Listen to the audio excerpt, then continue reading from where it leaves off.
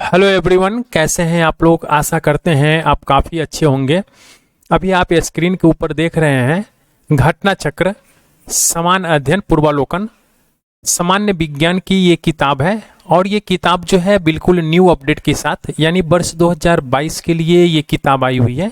इस किताब के अंदर 1990 से लेकर वर्ष 2022 तक के यूपीएससी से लेकर और जितने भी स्टेट पीसीएस के एग्जाम्स हुए हैं उसके प्रश्न पत्र को इंक्लूड किया गया है। आप यहाँ पे विषय सूची में देख सकते हैं। ये भौतिकी विज्ञान का चैप्टर 1 से लेकर और चैप्टर 12 तक का वीडियो जो है मैं अपने चैनल के ऊपर अपलोड कर रखा हूँ। कंप्यूटर से क्वेश्चंस एग्जाम्स में आपके पूछे नहीं जाते हैं, इसीलिए मैं ये डिस्कशन नहीं करूँगा। और अंतरिक्ष विज्ञान, अंतरिक्ष प्रौद्योगिकी और रक्षा प्रौद्योगिकी यानी इसरो और डीआरडीओ, ये दोनों आप करंट का कर जाइए तो आपके एग्जाम्स में क्वेश्चंस आपके आ जाएंगे। और ये जो चैप्टर 16 और चैप्टर 17 है ये मैं आपके साथ डिस्कशन करूँगा। ये प्रमुख वैज्ञानिक एवं आविष्कार हैं, तो ये तो आप जानते ही होंगे। और विविध, ये दोनों मैं टॉपिक आपके साथ सिर्फ डिस्कशन करूंगा। अभी मैं आपके साथ जो डिस्कशन करने जा रहा हूं वो है जीव विज्ञान। जीव विज्ञान के चैप्टर 1 से लेकर चैप्टर 6 तक इसका वीडियो जो है मैं अपने चैनल के ऊपर अपलोड कर रखा हूं। और ये जितने भी वीडियो मैं अपने चैनल पे अपलोड कर रखा हूं, प्लीज़ आप इन वीडियो को देखिए। ये वीडियो जो है आपको आपके एग्जाम्स में काफ़ी मदद करेगा, तो वीडियो को अंत तक देखा कीजिएगा और एक लाइक का बटन जरूर दबाइएगा। अभी जो मैं आपके साथ डिस्कशन करने जा रहा हूं ये जीव विज्ञान के अंदर मानव शारीरिक एवं क्रिया विज्ञान। मानव शारीरिक क्रिया विज्ञान के अंदर जो है ये 3 चैप्टर जो मैं अभी इंक्लूड किया हूं, ये आप देख सकते हैं। कंकाल व मांसपेशीय तंत्र, पाचन तंत्र, विटामिन एंड पोषण। ये काफ़ी इंपॉर्टेंट टॉपिक है, वीवीआई टॉपिक है। यहाँ से जो है आपके एग्जाम्स में 2 से 3 क्वेश्चन जो 100% रहेंगे ही रहेंगे, है ना। ये पाचन तंत्र से भी रहता है और विटामिन और पोषण से भी आपके क्वेश्चन रहेंगे ही रहेंगे। 100% 2 से 3 क्वेश्चन आपके यहाँ से मिल जाएंगे। तो ये टॉपिक जो है काफ़ी इंपॉर्टेंट है। आप इन वीडियो को देखिएगा और वीडियो को अंत तक देखा कीजिएगा। एक लाइक का बटन जरूर दबाइएगा और अपने दोस्तों के साथ जब वीडियो एंड हो जाए यानी अंत हो जाए वीडियो का, तो अपने दोस्तों के साथ वीडियो को शेयर भी कर दिया कीजिएगा प्लीज़। तो चलिए स्टार्ट करते हैं आज का सेशन। और हाँ, अगर आप अब तक हमारे चैनल पे नए हैं या फिर चैनल को सब्सक्राइब नहीं किया है तो प्लीज़ आप चैनल को सब्सक्राइब कर दीजिए और बेल आइकन को प्रेस कर दीजिएगा, ताकि मैं जो भी लेटेस्ट वीडियो अपलोड करूँ अपने चैनल के ऊपर उसका इन्फॉर्मेशन जो है तुरंत आपको मिल जाए। ये जो नेक्स्ट वीडियो आएगा ये पूरा चैप्टर इसके अंदर इंक्लूड होगा, यानी चैप्टर 4 से लेकर चैप्टर 9 तक। इसके बाद जो है एक वीडियो और आएगा आपके पूरे पादप का यानी प्लांट का जितने भी चैप्टर 1 से लेकर चैप्टर 5 तक है, इसका एक वीडियो आएगा। रोग और उपचार का जो है ये 1 या 2 वीडियो इसके आएंगे और एक आएंगे आपके आनुवांशिक इंजीनियरिंग, बायोटेक्नोलॉजी और विविध का। तो ये जो है आपके अप्रोक्स जो है 6 से 7 वीडियो आपके आएंगे साइंस का, और ये 6 से 7 वीडियो ये आपके कंटिन्यू आएंगे अभी से। तो चलिए शुरुआत करते हैं आज का सेशन।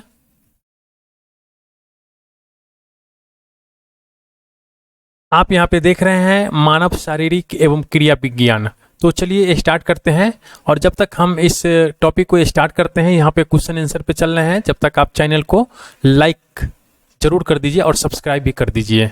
तो चलिए स्टार्ट करते हैं। आज का ये पहला क्वेश्चन है। पहला क्वेश्चन कह रहा है कि हमारे शरीर का जो अधिकतम भार है ये किससे बना होता है। तो हमारे शरीर का जो अधिकतम भार है ये जल का बना होता है। तो एक वयस्क मानव शरीर में जल का जो प्रतिशत है ये लगभग कितना होता है। तो 2/3 होता है, यानी 66%, यानी लगभग यहाँ पे कह रहा है तो आपके 65% सही है। मानव शरीर में होता है लगभग 70% पानी होता है। मानव शरीर में किस तत्व का प्रतिशत सबसे अधिक होता है। तो यहाँ पे देखिए तत्व की बात कर रहा है, तो तत्व कौन सा होता है, ऑक्सीजन। ऑक्सीजन की प्रतिशत जो होता है हमारे शरीर में सबसे अधिक होता है। और आप इस क्रम को याद कर लीजिए, मानव के शरीर में जो तत्व होते हैं ना, इसमें सबसे अधिक ऑक्सीजन होता है, इसके बाद कार्बन होता है, इसके बाद हाइड्रोजन होता है, इसके बाद नाइट्रोजन होता है, इसके बाद कैल्शियम, इसके बाद फास्फोरस। अगला क्वेश्चन है, कह रहा है कि मानव शरीर में सर्वाधिक प्रचुरता में पाए जाने वाला तत्व जो है ये तत्व कौन सा है। तो ये ऑक्सीजन है। मानव के शरीर में अधिकतम मात्रा में पाए जाने वाला तत्व जो है कौन सा तत्व है। देखिए यहाँ पे कह रहा है कि अधिकतम मात्रा में पाए जाने वाला तत्व कौन सा है। तो देखिए अधिकतम मात्रा में पाए जाने वाला तत्व जो है ये कैल्शियम है। आइए हम लोग यहाँ पे एक बार और देख लेते हैं। सबसे अधिक क्या है? ऑक्सीजन है। ऑक्सीजन के बाद कार्बन है, कार्बन के बाद हाइड्रोजन है, हाइड्रोजन के बाद नाइट्रोजन है। तो इसमें क्या आपको हाइड्रोजन नाइट्रोजन कहीं दिख रहा है? नहीं है। इसके बाद जो है कैल्शियम, और कैल्शियम के बाद फास्फोरस है। मैं आपको बोला हूँ कि इस टेबल को आप याद कर लीजिएगा, ये काफ़ी इंपॉर्टेंट टेबल है, इसलिए मैं इसका डिस्कशन भी आपको कर दिया हूँ। तो यहाँ पे कैल्शियम है, ठीक है। अगला क्वेश्चन कह रहा है कि वयस्क मानव में होती हैं, तो वयस्क मानव में 206 हड्डियां होती है। अगला जो क्वेश्चन है कह रहा है कि मानव कंकाल में अब तक ज्ञात हड्डियों की संख्या कितनी है? तो 206 हड्डी होती है। 20 वर्ष की आयु पर मानव शरीर में हड्डियों की संख्या होती है लगभग, जब आदमी 20 वर्ष का होता है तो वो एडल्ट हो जाता है, तो एडल्ट के शरीर में कितनी हड्डियां होती है? आपने ऊपर क्वेश्चन देखा होगा, 206 हड्डियां होती है। यहाँ पे 206 है नहीं है, तो इसीलिए इसमें से उपयुक्त में से कोई नहीं हो जाएगा। ये आपके बीपीएससी एग्जाम्स में पूछा गया क्वेश्चन है। अगला जो क्वेश्चन है कह रहा है कि निम्नलिखित में से कौन मानव शरीर में सबसे छोटी हड्डी होती है? तो सबसे छोटी हड्डी जो होती है कान की हड्डी होती है, और उसको कहते हैं स्टेपिज। स्टेपिज देखिए, मानव शरीर में सबसे छोटी हड्डी जो होती है ये स्टेपिज होती है, जो आपके कान में पाई जाती हैं। और जबकि सबसे बड़ी हड्डी की बात करता है तो ये फीमर होता है, जो जांघ में पाई जाती है। मानव शरीर में लघुत्तम हड्डी पाई जाती है तो कान में पाई जाती है। खोपड़ी में कुल कितनी अस्थियां होती है मानव के? तो खोपड़ी में जो अस्थियां होती हैं ये होती हैं 28। निम्नलिखित में से कौन सा लवण जो है मानव हड्डियों में सर्वाधिक मात्रा में पाया जाता है? तो मानव के जो हड्डी हैं इसमें सबसे अधिक जो होते हैं कैल्शियम और फॉस्फेट होते हैं, तो कैल्शियम फॉस्फेट सबसे अधिक मात्रा में पाया जाता है। मनुष्य के शरीर में पसलियों के कितने जोड़े होते हैं? तो मनुष्य के शरीर में जो पसलियों के जोड़े होते हैं ये 12 जोड़े होते हैं। आपको खेल कूद में कोई कहता होगा कि मार के हड्डी तोड़ देंगे, हड्डी पसली छिटका देंगे, या हड्डी पसली तोड़ देंगे, ऐसा कोई कहता होगा, ठीक है, या कहीं कहते हुए सुने होइएगा आप। तो वही पसली जो होता है ना, ये कितने जोड़े होते हैं? तो ये 12 जोड़े होते हैं। अगला जो क्वेश्चन है कह रहा है कि मनुष्य के शरीर में पैर की हड्डी जो होती है ये काफी ठोस होती है। मनुष्य के शरीर के जो पैर की हड्डी होती है ये ठोस होती है। शल्क क्रिया में अर्थोप्लास्टी क्या है? तो शल्क क्रिया में जो अर्थोप्लास्टी होता है ये कूल्हे का जोड़ का प्रतिस्थापन होता है, यानी हिप ज्वाइंट रिप्लेसमेंट होता है।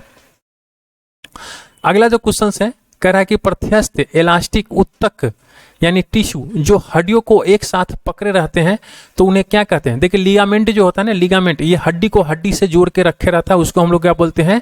लिगामेंट।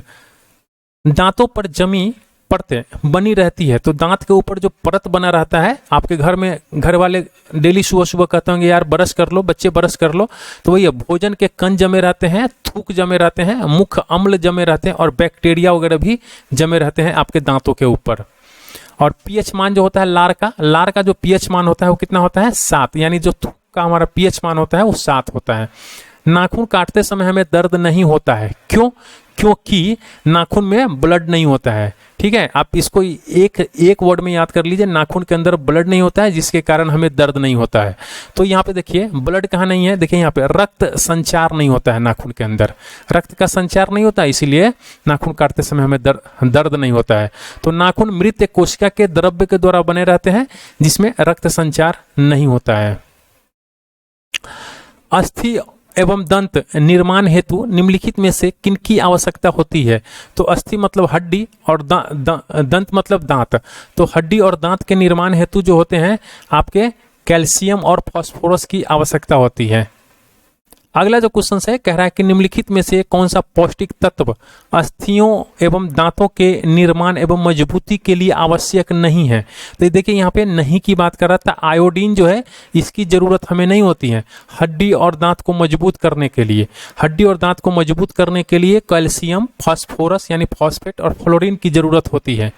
अगला जो क्वेश्चन है कह रहा है कि मनुष्य के जीवन काल में कितने दांत 2 बार विकसित होते हैं? तो देखिए 20 दांत जो है ना वो 2 बार विकसित होते हैं। आप इसको याद कर लीजिए, ये आपके बीपीएससी में पूछा हुआ क्वेश्चन है।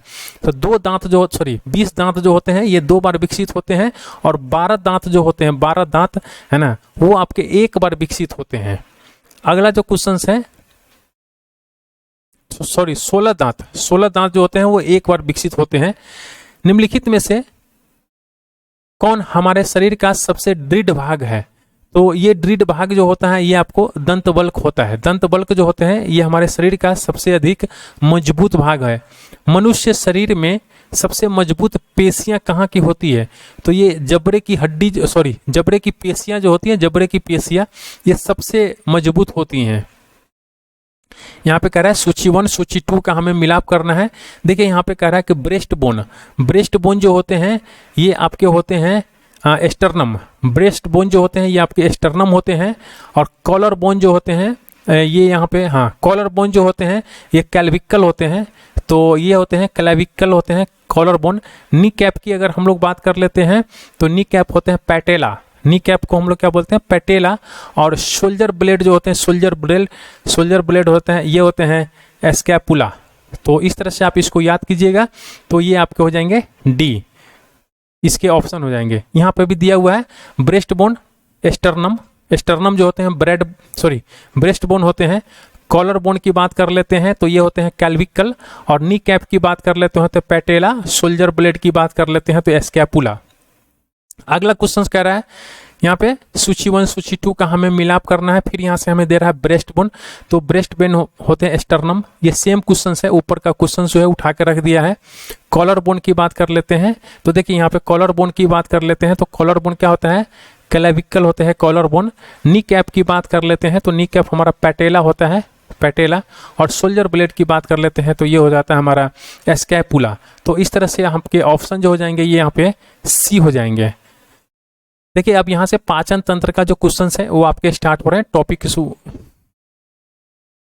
तो चलिए पाचन तंत्र का हम लोग कुछ क्वेश्चंस है यहाँ पे देख लेते हैं। देखिए ये जो फिगर इस बुक के अंदर दिया हुआ है ये इस फिगर को अगर आप पढ़ लेंगे तो पाचन तंत्र का आपको लगभग 50% क्वेश्चन जो है वो आपके एंड हो जाते हैं। यहाँ पे हम लोग डायरेक्ट क्वेश्चन आंसर पे आ गए हैं। तो चलिए देखते हैं। पहला क्वेश्चन है, कह रहा है कि करवाहट के लिए मानव जीभ का संवेदनशील क्षेत्र है। तो करवाहट के लिए जो है मानव जीभ का जो है पीछे का भाग जो है ये संवेदनशील है। किसके लिए? करवाहट के लिए। इसको हम लोग यहाँ पे थोड़ा सा डिस्क्रिप्शन है यहाँ पे देख लेते हैं। देखिए मानव जीभ का जो अग्र छोर होता है, सबसे आगे वाला भाग होता है वो मीठे के लिए होता है, मतलब आप स्वीट्स के लिए होते हैं। जो पार्श्व भाग होता है यानी पीछे का भाग होता है वो कड़वे के लिए होता है। और पार्श्व किनारे का, दोनों किनारे का जो भाग होता है वो खट्टे के लिए होता है। किसके लिए? खट्टे के लिए होता है। अग्र छोर एवं किनारे नमकीन स्वादों का अनुभव कराते हैं। ठीक है, तो पार्श्व किनारे यानी पीछे का जो किनारा वाला भाग है वो किसके लिए? खट्टा का है। और आगे का छोर जो है और किनारा जो है ये किसके लिए? नमकीन स्वाद के लिए होता है। तो आप इसको याद रखिएगा। यहाँ पे करवाहट का पूछ लिया है तो पीछे का भाग हो सकता है आपसे मीठा का पूछ लिया अगले क्वेश्चंस में, क्योंकि ये बीपीएससी 2020 में पूछा हुआ क्वेश्चंस है। तो आप इसको अगर पढ़ के जाइएगा तो आपके एक नहीं लगभग 4-5 क्वेश्चंस यहाँ से कंप्लीट हो जाएंगे। अगला जो क्वेश्चन कह रहा है कि मानव शरीर में पाचन का जो अधिकांश भाग है ये किस अंग में संपन्न होता है। तो देखिए पाचन की बात कर रहा है तो यहाँ पे कह रहा है कि पाचन का अधिकांश भाग पूछ रहा है। मैक्सिमम जो है पाचन ये छोटी आंत में होती है। स्मॉल इंटेस्टाइन के अंदर जो होता है मैक्सिमम जो है पाचन होता है। एब्जॉर्प्शन जो होता है ना सबसे अधिक होता है वहीं पे। अगला जो कह रहा है कि मनुष्य की मुख्य गुहा में निम्न में से किसका पाचन प्रारंभ होता है। तो देखिए मनुष्य की जो मुख्य गुहा है इसमें जो है कार्बोहाइड्रेट जो होते हैं ना, कार्बोहाइड्रेट, इसका पाचन जो होता है ये आरंभ होता है। अगला जो क्वेश्चन है कह रहा है कि लार यानी थूक समझ लीजिए, वन टाइप है ना। तो लार में किसके पाचन में सहयोगी करती है। तो लार जो है हमारा ये स्टार्च के पाचन में सहयोग करता है। किसके पाचन में? स्टार्च के पाचन में। यहाँ पे कह रहा है क्वेश्चन, यहाँ पे एसर्शन है और यहाँ पे रीजन है। एसर्शन कह रहा है कि मानव शरीर में यकृत वसा में पाचन में महत्वपूर्ण भूमिका निभाता है।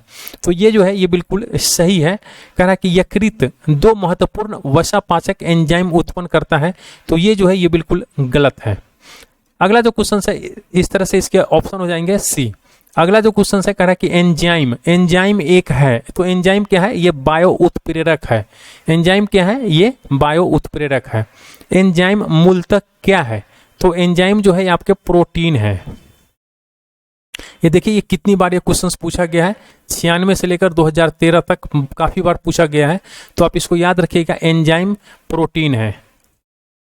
अगला जो क्वेश्चन है कह रहा है कि निम्नलिखित में से कौन सा एंजाइम ग्लूकोज को इथेनॉल में परिवर्तन करने को प्रेरित करता है। तो ये एक एंजाइम के बारे में पूछ रहा है जो ग्लूकोज को क्या करता है, इथेनॉल में कन्वर्ट कर देता है, वो है आपके जाइमेज। जाइमेज जो है ये क्या करता है, ग्लूकोज को इथेनॉल में, इथेनॉल मतलब वन टाइप ऑफ शराब समझ लीजिए, तो इथेनॉल में इसको परिवर्तित कर देता है, तो वो है जाइमेज। अगला जो क्वेश्चन है कह रहा है कि जैविक सिस्टम यानी लिविंग सिस्टम में रासायनिक क्रिया की प्रक्रिया को तेज यानी कैटालिस्ट जो है वो तेज करने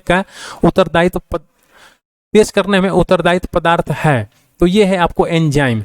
देखिए ये ऊपर में जो आप रिएक्शन ये देख रहे हैं, इस यहाँ पे जो ये है ये जाइमेज, जाइमेज क्या है, ये कैटालिस्ट का काम करता है, यानी आपको ये एंजाइम का काम करता है, किसी भी रिएक्शन को तेज कर देता है। जैसे मान लीजिए आप यहाँ पे कभी कभी हीट देखते होइएगा, आग, जैसे आप 11th क्लास या 10th क्लास में पढ़े होइएगा तो बुक वगैरह में यहाँ पे आग का चिन्ह रहता है ना, तो उससे क्या होता है जब हम गर्म करते हैं यानी इसको जो है ना रिएक्शन को तेज करने का काम करता है ये। निम्नलिखित में से किस एक की उत्पत्ति यकृत का कार्य है, तो यकृत जो है ये आपके यूरिया की उत्पत्ति का कार्य है। अगला जो क्वेश्चन है कह रहा है कि लिपिड्स का पाचन जो है निम्नलिखित में से कुछ की उपस्थिति में होता है, तो ये किसके उपस्थिति में होता है, तो देखिए पित्त अम्ल और आपके लाइपेज, इस दोनों के उपस्थिति में लिपिड्स का पाचन होता है। अगला जो क्वेश्चन है कह रहा है कि एंजाइम लाइपेज का स्रोत है, तो एंजाइम जो आपके लाइपेज है इसका स्रोत है अग्नाशय। ये आपके बीपीएससी री एग्जाम 66 में पूछा गया है। मानव तंत्र में निम्नलिखित में से कौन सा एक पाचक एंजाइम नहीं है, तो देखिए पाचक एंजाइम की बात करते हैं तो गैस्ट्रिन जो है ये पाचक एंजाइम नहीं है, यानी ट्रिप्सिन, टाइलिन और पेप्सिन जो है ये पाचक एंजाइम है। अगला जो क्वेश्चन है कह रहा है कि मानव शरीर में प्रोटीन का पाचन जो है निम्नलिखित में से किस अंग से प्रारंभ होता है, तो प्रोटीन का पाचन जो है ये आमाशय से स्टार्ट हो जाता है। अगला जो क्वेश्चन है कह रहा है कि कथन है और रीजन है हमारे आहार में सभी प्रोटीन का पाचन केवल क्षुद्रांत्र में होता है, तो ये जो है आपके बिल्कुल गलत है। अग्नाशय से प्रोटीन का पाचन करने वाली एंजाइम को क्षुद्रांत में जोड़ा जाता है, तो ये आपके सही है, तो इस तरह से आपके ऑप्शन डी हो जाएंगे। अगला जो क्वेश्चन है कह रहा है कि प्रोटीन के पाचन में सहायक एंजाइम है, तो प्रोटीन के पाचन में जो आपके 3 एंजाइम का मैंने नाम ऊपर बताया था उसमें से एक है यहाँ पे ट्रिप्सिन, तो यहाँ पे ट्रिप्सिन जो है ये प्रोटीन का पाचन करता है। स्टार्च को जल अपघटन से ग्लूकोज यानी हाइड्रोलिस स्टार्च बनाने वाला एंजाइम क्या है, तो ये है आपका एमाइलेज। अगला जो क्वेश्चन है कह रहा है कि कौन से परिवर्तन में एंजाइम ट्रिप्सिन उत्प्रेरक का कार्य करता है, तो ये है आपको प्रोटीन को अम्ल में परिवर्तन करने में। अगला जो क्वेश्चन है कह रहा है कि मानव शरीर में पुच्छ कौन सी संरचना से संलग्न होता है, तो जो पुच्छ है ये आपको बृहदांत्र होता है। अगला जो क्वेश्चन है कह रहा है कि मानव शरीर में क्षुद्रांत के 3 संरचनात्मक भागों की लंबाई का कौन सा सही हासवान क्रम है, तो ये है आपके शेषांत्र, मध्यांत्र और ग्रहणी। अगला जो है कह रहा है कि एंजाइम तथा उसके कार्यों के सही जोड़े का हमें चयन करना है, तो आइए हम लोग यहाँ पे देख लेते हैं, यहाँ पे भी नहीं दिया है अच्छा तरह से, तो यहीं पे हम लोग देखते हैं। कह रहा है कि इसके हमें सही चयन करना है, तो देखिए अगर हम लोग बात करते हैं ना ई कोलाई प्रतिबंध एंडोन्यूक्लियस 2 की, तो ये डीएनए को विशिष्ट स्थलों पर काटने के लिए ये बिल्कुल आपके सही हो जाएंगे। अगला जो क्वेश्चन है कह रहा है कि निम्नलिखित में से कौन सा लार की सहायता से पच जाता है, तो लार की सहायता से स्टार्च जो है ये पचता है। यहाँ पे फिर एसर्शन और रीजन दिए हुए हैं, तो आइए हम लोग देख लेते हैं। मानव शरीर में सेलुलोज के पाचन में असक्षम है, तो ये बिल्कुल आपके सही है कि मानव शरीर जो है सेलुलोज जो प्लांट में पाया जाता है सेलुलोज, उसके पाचन में असक्षम है, यानी तो ये बिल्कुल सही है। मानव शरीर में स्टार्च अपघटक एंजाइम डायस्टेज और विद्यमान रहता है, तो ये भी आपके बिल्कुल सही है, लेकिन ये इसके रीजन नहीं है, तो इस तरह से आपके ऑप्शन हो जाएंगे बी। अगला जो क्वेश्चन है कह रहा है कि शरीर में अतिरिक्त ग्लूकोज ग्लाइकोजेन में परिवर्तित होकर भंडारित रहता है। तो ये भंडारित रहता है कहाँ? यकृत में। यानी ग्लूकोज जो है ये ग्लाइकोजन में कन्वर्ट हो जाता है और कहाँ रहता है? यकृत में स्टोर रहता है। 10 दिनों से अधिक दिन तक उपवास करने पर लीवर पर क्या प्रभाव पड़ता है? तो लीवर के ऊपर जो होता है, लीवर में ग्लूकोज का स्तर जो होता है वो क्या होता है? कम हो जाता है। यकृत एवं मांसपेशियों में ऊर्जा जमा होती है। तो यकृत और मांसपेशियों में जो हमें ऊर्जा मिलती है, मतलब स्टोर रहती है, स्टोर ये ग्लाइकोजन के रूप में जमा रहती है। आपने ऊपर भी देखा होगा। मानव शरीर में सबसे बड़ी ग्रंथि कौन सी है? तो सबसे बड़ी ग्रंथि की बात कर रहा है मानव शरीर का, तो ये है आपका यकृत। मानव शरीर में सबसे बड़ी ग्रंथि है तो ये है यकृत।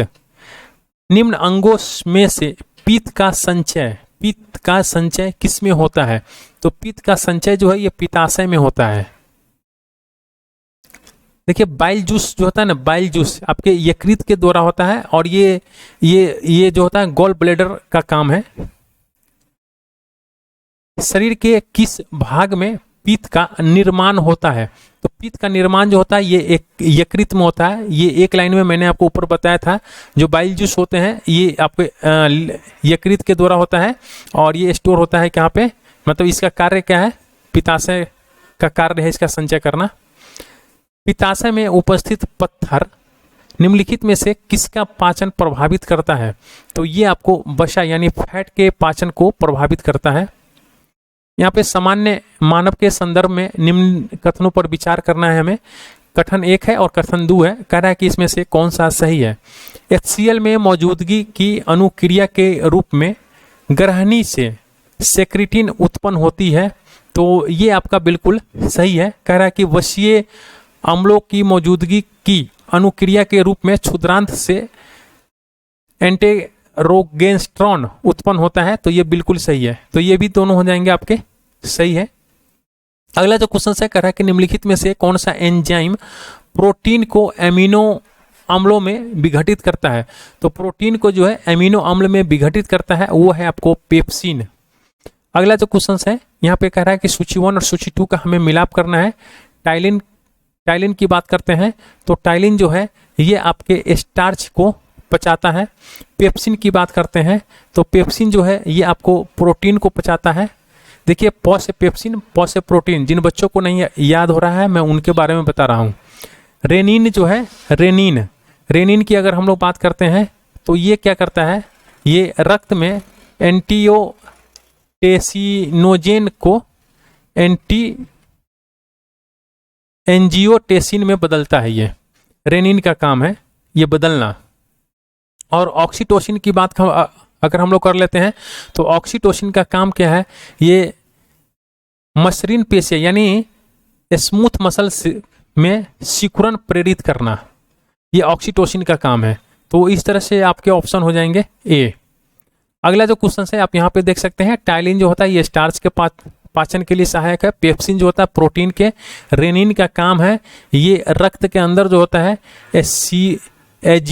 एजियोटेसिनोजेन को एंजियोटेसिन में बदलना। अगला जो ऑक्सीटोसिन का जो है ये होता है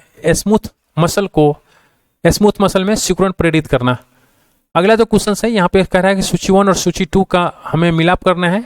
यहाँ पे कह रहा है कि विटामिन है तो यहाँ पे हम लोग देख लेते हैं। विटामिन जो होता है, विटामिन सबसे अधिक कैरोटीन में होता है। एंजाइम पेप्सिन है। और हार्मोन की बात करते हैं तो टेस्टोस्टेरोन और प्रोजेस्टेरोन जो होते हैं ये हार्मोन होते हैं। प्रोटीन की बात करते हैं तो ये भी कैरेटीन। देखिए केरेटीन और कैरोटीन इस दोनों में आप कंफ्यूज मत होइएगा, दोनों अलग अलग चीज है, कैरोटीन और केरेटीन। तो इस तरह से आपके ऑप्शन हो जाएंगे बी। अगला जो है यहाँ पे कह रहा है कि कॉलम 1 कॉलम 2 का हमें मिलाना है। तो आइए हम लोग यहाँ पे देख लेते हैं। यहाँ पे नहीं दिया हुआ है।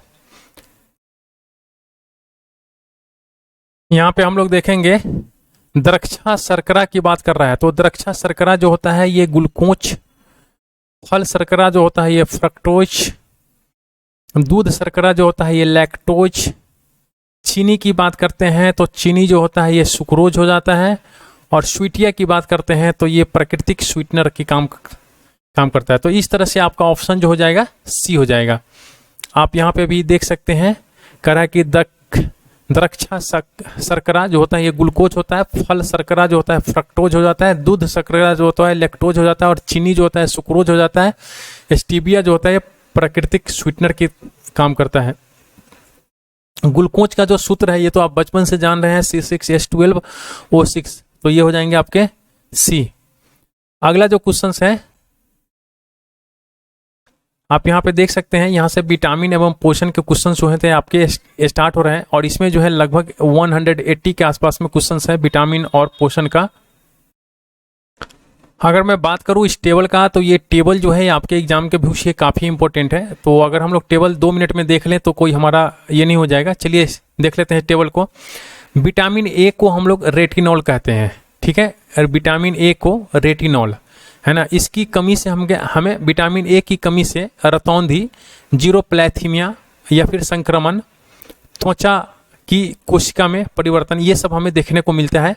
और इसका जो स्रोत है ये गाजर, हरी सब्जियां, दूध, मक्खन, अंडा, यकृत, मछली का तेल। तो आप इन चीज़ को याद रखिएगा। थायमिन यानी मतलब विटामिन B1 थायमिन को ही हम लोग कहते हैं। इसकी कमी से हमें बेरी का रोग होता है और वृद्धि रुक जाती है आपकी, है ना। अनाज, फलियां, सोयाबीन, दूध आदि जो होते हैं इसके स्रोत होते हैं। देखिए मैं स्रोत जो है ना इतने एग्जाम्स में नहीं पूछे जाते हैं। आप सिर्फ गाजर का याद कर लीजिए, है ना, ये आपके एग्जाम्स में हमेशा पूछा जाता है। मैं स्रोत आपको नहीं बताऊंगा, सिर्फ विटामिन और इसके रोग वगैरह और इसके जो होते हैं ना ये नाम वगैरह क्या है वो मैं आपके साथ डिस्कशन करूंगा। B2 की बात करते हैं तो B2 को हम लोग राइबोफ्लेविन कहते हैं, और इसकी कमी से होता है किलोसिस हो जाता है। अगर विटामिन B3 की बात करते हैं तो नियासिन या फिर निकोटिनिक अम्ल कहते हैं इसको, और इसकी कमी से पेलाग्रा या फिर चर्मग्राह हो जाता है। विटामिन B5 की बात करते हैं तो ये पेंटोथिनिक अम्ल इसको कहते हैं। पेंटोथिनिक, देखिए 20 पेंटा हम लोग बोलते हैं, जो 5 होता है ना उसको हम लोग पेंटा बोलते हैं। तो पेंटोथिनिक यानी विटामिन B5 को पेंटोथिनिक कहते हैं। तो आप इससे भी याद रख सकते हैं, पेंटा और पेंटो। तो इसकी कमी से होता है चर्म रोग होता है, आपके वृद्धि कम हो जाएंगी या फिर बाल आपके सफ़ेद हो जाएंगे। अगला जो क्वेश्चन है कह रहा है कि विटामिन B6 को हम लोग पैराडॉक्सिन कहते हैं, और इसकी कमी से रक्त की क्षीणता यानी रक्त कम हो जाता है और चर्म रोग हो जाता है, पेशी ऐंठन होने लगते हैं आपके। विटामिन B7 की बात करते हैं तो इसको हम लोग बायोटीन कहते हैं, और इसकी भी कमी से चर्म रोग, बालों का झड़ना होने लगता है। विटामिन B9 की अगर हम लोग बात करते हैं तो ये जो हमारी बहनें लोग हैं ये जानती होगी, उनको फोलिक एसिड की टेबलेट हमेशा दिया जाता है। उसी फोलिक एसिड की टेबलेट को हम लोग बोलते हैं विटामिन B9, और ये इसकी कमी से रक्त की मतलब क्षीणता हो जाती है और कुंठित वृद्धि हो जाता है। अगला जो है ये वेरी इंपॉर्टेंट है, ये हमेशा एग्जाम्स में देखने को मिलता है। विटामिन B12 इसको हम लोग क्या बोलते हैं, साइनोकोबालैमिन बोलते हैं, और इसकी कमी से जो होता है ना घातक रक्त क्षीणता, यानी अगर इसकी कमी हो जाए तो मतलब घातक मतलब रक्त क्षीणता आपके हो जाता है, तांत्रिक तंत्र की गड़बड़ियाँ हो जाती है। विटामिन C की बात करते हैं तो इसको हम लोग बोलते हैं एस्कॉर्बिक एसिड बोलते हैं, ये वेरी इंपॉर्टेंट है, ये हमेशा एग्जाम्स में देखने को मिलता है, और इसकी कमी से एस्कॉर्बी रोग हो जाता है। विटामिन D की बात करते हैं तो इसको हम लोग बोलते हैं कैल्सीफेरॉल बोलते हैं विटामिन D को, इसकी कमी से हमें सूखा रोग, रिकेट्स जिसको बोलते हैं, या फिर ऑस्टियोमैलासिया हो जाता है। विटामिन E की बात करते हैं तो इसको हम लोग बोलते हैं टेकोफेरॉल, और इसकी कमी से जो होती है जनन क्षमता की कमी हो जाती है, या फिर जननांग तथा पेशियां जो होते हैं आपके कमज़ोर हो जाते हैं। विटामिन K की बात करते हैं तो इसको हम लोग बोलते हैं नैप्थोक्विनोन बोलते हैं, जो चोट पर रक्त का थक्का न जमना इसी के कारण होता है। तो ये थे कुछ विटामिन। अब चलिए हम लोग इसके क्वेश्चन आंसर पे चलते हैं, और ये काफ़ी इंपॉर्टेंट है, यहाँ से आपके एग्जाम्स में 2-3 क्वेश्चन तो देखने को हमेशा मिलते हैं। कह रहा है कि निम्न में से कौन सा आहार मानव शरीर में नए ऊतकों की वृद्धि के लिए पोषक तत्व प्रदान करता है। तो देखिए नए ऊतक के वृद्धि के लिए पोषक तत्व प्रदान करता है कौन, पनीर। अगला जो क्वेश्चन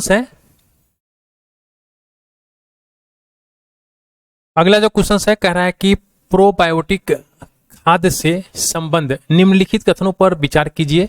प्रोबायोटिक खाद्य में सजीव जीवाणु विद्यमान होते हैं जो मानव के लिए लाभकारी हो माने जाते हैं, तो ये बिल्कुल सही है। अगला जो पॉइंट कर रहा है कि प्रोबायोटिक खाद्य जो है ये अंतर फ्लोरा के अनुरक्षण में सहायता होता है, तो ये भी बिल्कुल सही है। तो इसके हो जाएंगे ये 1 और 2 दोनों सही हो जाएंगे। अगला जो क्वेश्चन है कह रहा है कि न्यूट्रास्यूटिकल उत्पाद हैं जिनमें होते हैं, तो न्यूट्रिशिटिकल उत्पाद जो होते हैं ये आपके पोषक और औषधि प्रभाव होते हैं। अगला जो क्वेश्चन है कह रहा है कि फंक ने निम्नलिखित में से किसका आविष्कार किया था, तो फंक जो है ये विटामिन का आविष्कार किया था। अगला जो क्वेश्चन है कह रहा है कि निम्नलिखित में से कौन सा युग्म सही सुमेलित नहीं है, तो देखिए यहाँ पे विटामिन डी ये पॉल मुलर जो है ये सही सुमेलित नहीं है।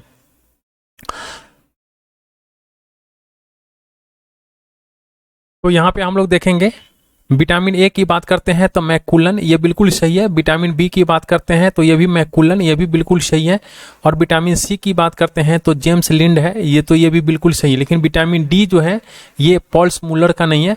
पॉल मुलर की अगर हम लोग बात करते हैं तो ये विटामिन डी से नहीं, ये डीडीडी के कीटनाशक गुणों की खोज व मलेरिया एवं पीत ज्वर जैसे जो वेक्टर रोग थे उसकी रोकथाम के लिए ये उपयोगी जाने जाते हैं। विटामिन ए और विटामिन बी की खोज जो है ये एल्मर मैकुलम ने किया था। और जबकि जो है ये मैकुलन की बात अगर हम लोग करते हैं तो इनका नाम दिया गया जो त्रुटिपूर्ण है वो तो खैर।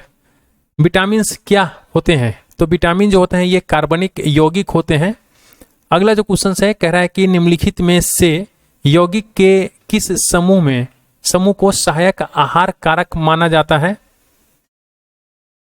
तो ये आपको माना जाता है विटामिन को। अगला जो क्वेश्चन है कह रहा है कि जीवधारियों को कम से कम 27 तत्वों की आवश्यकता होती है जिनमें से 15 धातुएं हैं। इनमें जो प्रभुत मात्रा में आवश्यक होती हैं वे हैं, तो देखिए कह रहा है कि 27 तत्व की आवश्यकता होती है जिसमें से 15 धातु हैं। तो इसमें से जो प्रभुत मात्रा में जो सबसे अधिक जो आवश्यक होती हैं वो हैं आपके पोटेशियम, सोडियम, मैग्नीशियम और कैल्शियम। तो इन 4 को आप याद रखिएगा। भोजन के वर्ग में प्रति यूनिट कैलोरी की मात्रा सर्वाधिक होती है, तो ये होती है आपको वसा में। अगला जो क्वेश्चन है कह रहा है कि सेब का हृदय रोगियों के लिए विशेष महत्व है क्योंकि ये बड़े स्रोत होते हैं। तो सेब के अंदर जो होता है केवल पोटेशियम होता है। अगला जो क्वेश्चन है कह रहा है कि आहार में नियमित रूप से ताजे फल और सब्जियां ग्रहण करना वांछनीय है क्योंकि ये ऑक्सीकरण रोधी यानी एंटीऑक्सीडेंट तत्वों के अच्छे स्रोत होते हैं। ऑक्सीकरण रोधी तत्व व्यक्ति के स्वस्थ बने रहने और दीर्घायु होने में किस प्रकार सहायक सिद्ध होता है, तो आइए हम लोग इसके पॉइंट्स को देखते हैं। तो ये है, ये शरीर में चयापचय के बाय प्रोडक्ट यानी उपोत्पाद के रूप में उत्पन्न मुक्त मूलकों को निष्क्रिय बनाते हैं, तो ये इसके सही हो जाएंगे। अगला जो क्वेश्चन है कह रहा है कि निम्नलिखित में से कौन सा विटामिन और उसकी कमी वाला रोग सुमेलित नहीं है, तो देखिए ये जो है राइबोफ्लेविन जो है ये बेरी ये जो है गलत है। यहाँ पे आप देख सकते हैं बेरी जो होता है विटामिन B1 की कमी से होता है और इसका जो नाम है क्या है, विटामिन B1 को हम लोग क्या बोलते हैं, थायमिन बोलते हैं। राइबोफ्लेविन जो होता है ये विटामिन B2 का रासायनिक नाम है जिसकी कमी से किलोसिस नामक रोग जो होता है ये हो जाता है। अगला जो क्वेश्चन से कह रहा है कि राइबोफ्लेविन की कमी से निम्न में से कौन सा रोग होता है, तो अभी आपने देखा है किलोसिस।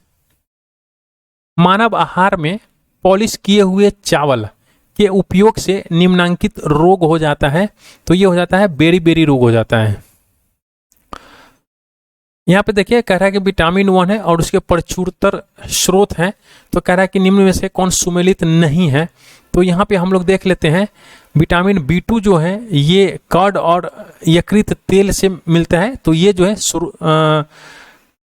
सुमेलित नहीं है।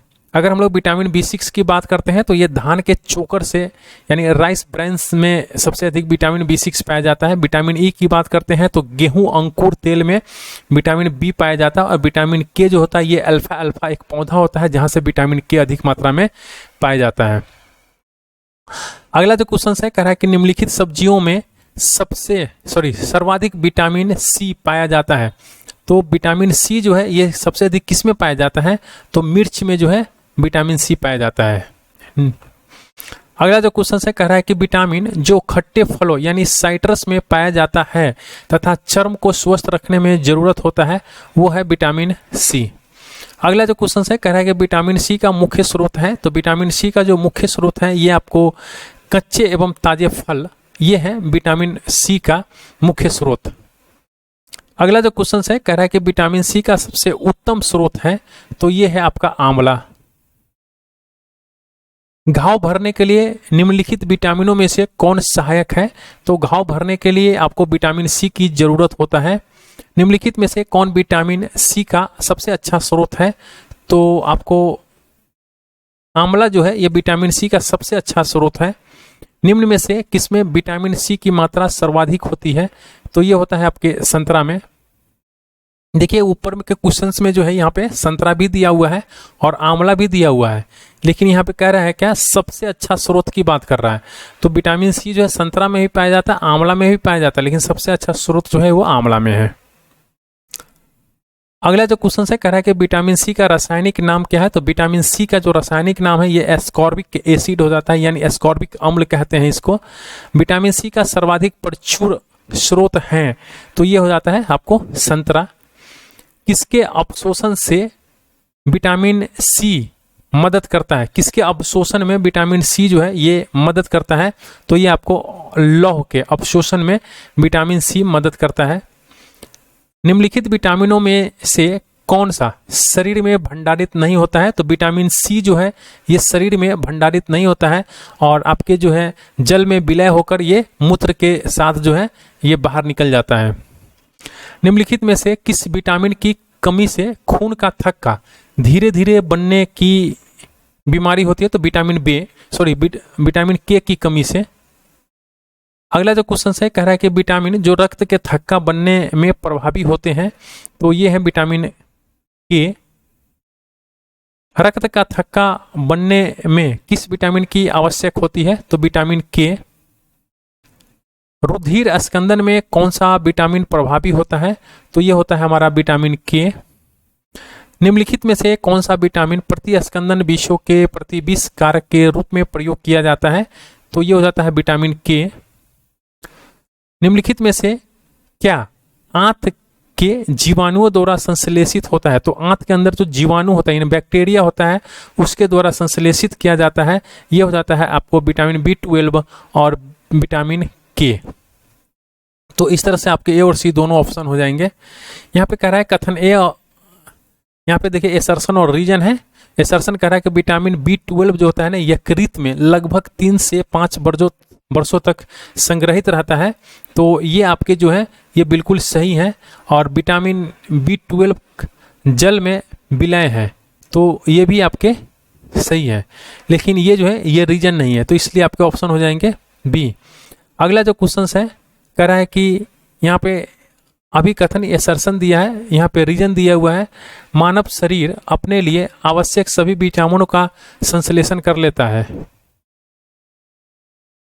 देखिए यहाँ पे जो कह रहा है कि मानव शरीर जो है अपने लिए आवश्यक सभी विटामिन का संश्लेषण कर लेता है, तो ये गलत है। सभी विटामिन का संश्लेषण वो नहीं करता है। जैसे विटामिन डी हो गया, इस सब का संश्लेषण मानव शरीर अपने आप कर लेता है, लेकिन बहुत सारे विटामिन का संश्लेषण वो नहीं कर पाता, इसलिए ये गलत है। यहाँ पे कह रहा है कि सभी की बात कर रहा है, इसीलिए ये गलत हो गया। शरीर के उचित विकास के लिए विटामिन अनिवार्य है, हाँ तो भैया ये तो सही बात है ना। तो इससे हो जाएंगे आपके डी ऑप्शन हो जाएंगे, ए गलत किंतु आर सही हो जाएंगे। अगला जो क्वेश्चन है कह रहा है कि विटामिन डी का जो स्रोत है ये क्या है, सूर्य की किरणें। अभी हमने आपको बताया विटामिन डी कहाँ से मिलता है, सूर्य की किरणें से मिलता है। अगला जो क्वेश्चन है कह रहा है कि निम्न में से कौन सा एक विटामिन सूर्य की प्रकाश में उपस्थित त्वचा में बनता है, तो ये है विटामिन डी। सूर्य की किरणों में कौन सा विटामिन प्राप्त होता है? तो ये है आपके विटामिन डी। निम्नलिखित में से कौन सा युग्म सही सुमेलित नहीं है? तो देखिए सही सुमेलित नहीं है कि अगर हम लोग बात करते हैं तो विटामिन डी जो है यहाँ पे सही सुमेलित नहीं है। तो इस तरह से विटामिन डी आपके ऑप्शन हो जाएंगे। अगर हम लोग विटामिन B12 की बात करते हैं तो प्रति अरक्ता कारक है। विटामिन सी की बात करते हैं तो प्रति स्कर्वी कारक है। विटामिन के की बात करते हैं तो प्रति रक्तस्रावी कारक है। अगला जो क्वेश्चन है कह रहा है कि विटामिन डी की अल्पता से होता है रोग। तो विटामिन डी की अल्पता से जो रोग होता है वो रिकेट्स होते हैं बच्चों में, और ऑस्टियोपोरोसिस भी रोग होते हैं। तो ये आपके ऑप्शंस ए और सी दोनों सही हैं। तो विटामिन डी की अल्पता से यानी कमी से रिकेट और ऑस्टियोपोरोसिस रोग जो होते हैं ये होते हैं। विटामिन डी में निम्नलिखित में से क्या पाया जाता है? तो विटामिन डी में जो पाया जाता है ये कैल्सीफेरॉल पाया जाता है।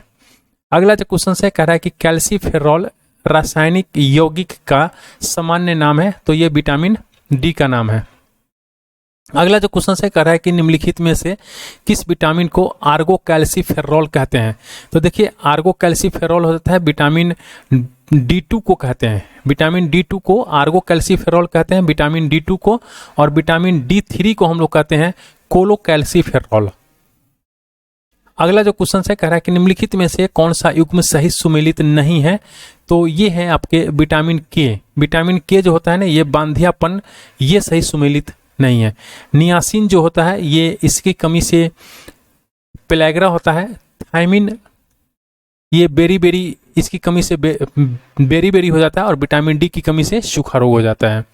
अगर हम लोग विटामिन के की बात कर लेते हैं तो इसकी कमी से जो होता है वो रक्त के थक्का बनने में समस्या होती है। रतौंधी तो विटामिन ए यानी सी हो जाएगा इसका ऑप्शन। अगला जो क्वेश्चन है कह रहा है कि निम्नलिखित में से कौन सा युग्म सही सुमेलित नहीं है? तो देखिए सही सुमेलित नहीं की बात कर रहा है। तो यहाँ पे अगर विटामिन ए की हम लोग बात कर लेते हैं तो हमें संतरा से मिलता है, तो ये गलत है, बाकी सब सही है। अगला जो क्वेश्चन है कह रहा है कि मानव शरीर में विटामिन ए संचित रहता है। तो विटामिन ए जो होता है ये कहाँ संचित रहता है? ये यकृत में संचित रहता है। सामान्य दृष्टि के लिए निम्नलिखित में से कौन सा विटामिन आवश्यक है? तो सामान्य दृष्टि के लिए जो होता है ये आपकी रेटिनॉल आवश्यक है। अगला जो क्वेश्चन है कह रहा है कि मानव शरीर में विटामिन ए भंडारित रहता है। तो अभी आपने देखा है यकृत में विटामिन ए जो होता है वो भंडारित रहता है। निम्नलिखित में से किसमें विटामिन ए की मात्रा सर्वाधिक है? देखिए विटामिन ए की मात्रा जो होता है गाजर में सबसे अधिक होता है। अगला जो क्वेश्चन है कह रहा है कि निम्नलिखित में से कौन सा एक विटामिन ए का प्रचुरतम स्रोत है? तो विटामिन ए का जो प्रचुरतम स्रोत हो जाता है ये आम है। अगला जो क्वेश्चन है कह रहा है कि इसमें से कौन सही सुमेलित नहीं है? अगर हम लोग बात कर लेते हैं टेकोफेरॉल की कमी से बेरी हो जाता है, तो ये बात बिल्कुल गलत है। अगला जो क्वेश्चन है कह रहा है कि विटामिन ई का महत्वपूर्ण स्रोत निम्नलिखित में से कौन सा है? तो गेहूं अंकुर का तेल जो होता है इससे विटामिन ई मिलता है। अगला जो क्वेश्चन है कह रहा है कि निम्नलिखित में से किस युग्म में सही सुमेल नहीं है? देखिए ये थोड़ा सा धुंधला हो गया है, तो ये है आपको, देखिए अगर हम लोग यहाँ पे इसकी थोड़ा सा डिस्क्रिप्शन इसका देख लेते हैं। अगर हम देखिए यहाँ पे अगर विटामिन B1 की बात करते हैं तो संतरा, तो देखिए विटामिन B1 जो होता है ना ये संतरा में पाया जाता है, जो वही चीज़ यहाँ पे आपको दिखाया गया है। तो इससे आपके उपयुक्त ई ऑप्शन हो जाएंगे। विटामिन ई की बात करते हैं तो अभी आपने देखा है गेहूं अंकुर तेल। विटामिन डी जो होता है ये आपको यहाँ से मिल जाता है, कॉड युक्त तेल से मिल जाता है। विटामिन के जो होता है ये अल्फा से मिल जाता है। लेकिन आप यहाँ पे संतरा की बात करते हैं तो हम लोग संतरा, ये विटामिन सी हमने भी पढ़ा है, आपने भी पढ़ा होगा या फिर किताब में भी लिखा है, विटामिन सी हमें संतरा में मिल जाता है। लेकिन अल्प मात्रा में, थोड़ा मात्रा में विटामिन B1 भी मिलता है संतरा के अंदर। तो इस तरह से आपके ये ऑप्शन हो जाएंगे ई। यहाँ पे डिस्क्रिप्शन में यही दिया हुआ है। अगला जो क्वेश्चन है कह रहा है कि सूची 1 सूची 2 का हमें मिलाप करना है। तो देखिए यहाँ से हम लोग देख लेते हैं।